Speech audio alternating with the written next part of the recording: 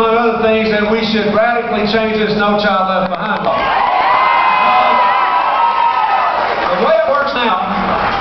The way it works now, it's actually lowering the learning levels of our kids in school. Do you agree with that?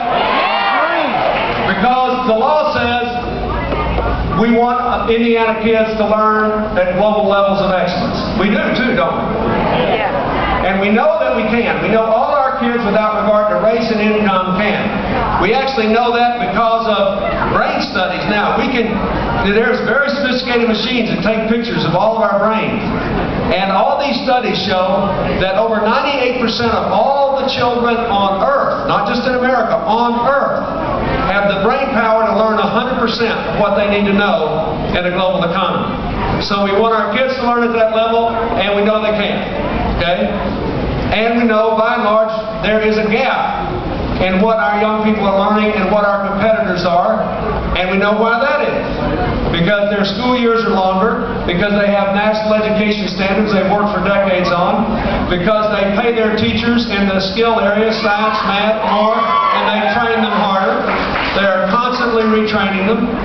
So we know all of that. And we know something else. Part of it is because we also have a special education law that you should be proud of. We don't put our disabled kids off in a corner somewhere. We let every one of them go to school as long as they can, as best they can, and you should be proud of that.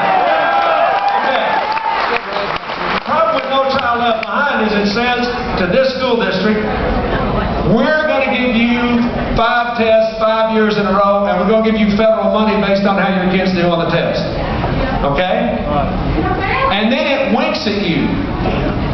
The state of Indiana, the law winks at the state of Indiana and says, now don't sweat it too much because you can pick the test and the passing score. Now think about that. If you picked a high test with a hard score, if you wanted to do this for the test, that's what you do. You'd say, I don't care if it takes us 10 years to get there, we'll be gaining on it, wouldn't you? Right. If you do that, your school district loses its money and you're in the tank.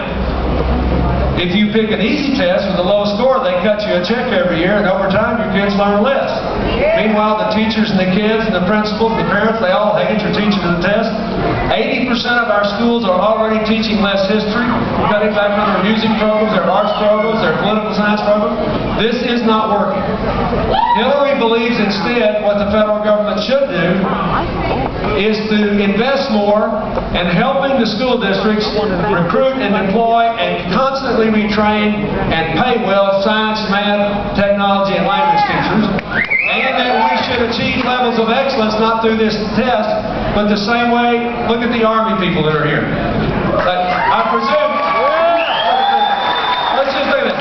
The Army test, they measure everything all the time. And presumably, whether you agree with the Iraq War or not, you do think we have the best military in the world, right? So suppose you were in charge of 3 Army brigades, and you're measuring everything all the time. And the first 2 are lights out, excellent in every way, and in the 3rd brigade, nobody can hit the broadside of a barn with a rifle from 100 feet. Now, how would you fix that? Your job is to fix that. Would you give them 5 tests and cut their money off? No. No. You do what the Army does. They figure out exactly what the first 2 brigades are doing, and they work on the 3rd brigade until they have all the same skill set the first 2 does. Then all of us do, then you have no difference in performance. That's what Hillary wants to do with our schools. Take 20 elementary, 20 middle schools, 20 high schools in America today with representative student bodies by income and race that are today performing at world-class standards of excellence. And they are there. Right. They are there all over this country. Figure out what they're doing right and pay to put that in every other school in America. That's a lot better than No Child Left Behind. Finally, she thinks we ought to open the doors of college to all Americans. And community college and apprenticeship and training program. In this way, raise the Pell Grants every year to keep up with inflation. Raise the tuition tax credit to $3,500 a year. Double that tax cut for middle-class families.